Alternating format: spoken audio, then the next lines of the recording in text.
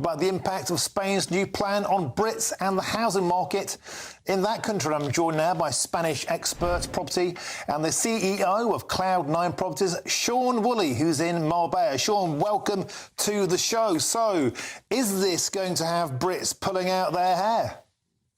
Possibly.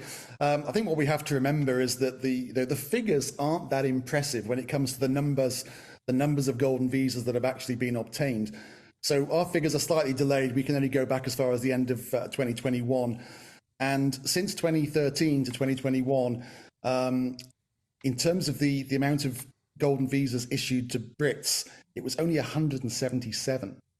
That's not a lot. So you would expect it to be much more than that. One thing that we've been quite flabbergasted by is how few people actually, since Brexit, have been taking advantage of the golden visa scheme. So I think it's a headline-grabbing initiative from, as you say, from a socialist coalition government who are under severe pressure from the far left factions within that coalition to distribute wealth rather than create wealth. So I see it as a headline-grabbing measure to tackle an issue that isn't really there.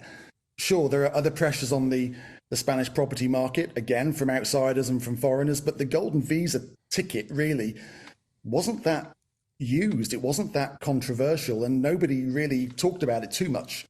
I think there was an initial fear that maybe Chinese, Russian investment was kind of taking over. That's never really been the case, although they were the first sort of early adopters. But since then, the last couple of years, for us, it's been the Americans, the Canadians, and the Brits.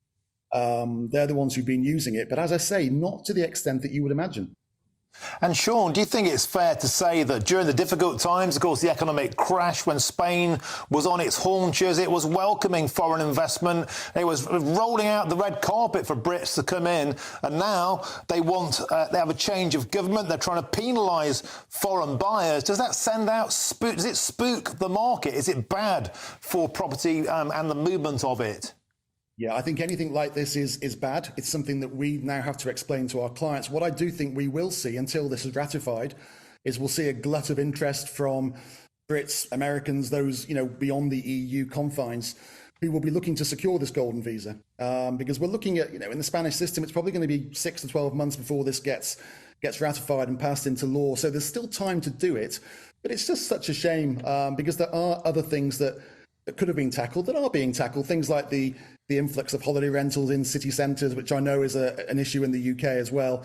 But this golden visa thing, it was never an issue. It's just a headline that's making great publicity.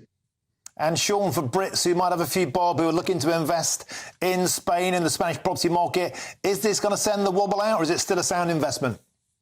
I think it's going to send the wobble out initially, like most of these things do. But my advice would be to get in there, get it done quickly so that you have that visa. You haven't got to worry about it in the future. And there are still other ways that you can get access to this beautiful place. It's not just the golden visa that it was all about.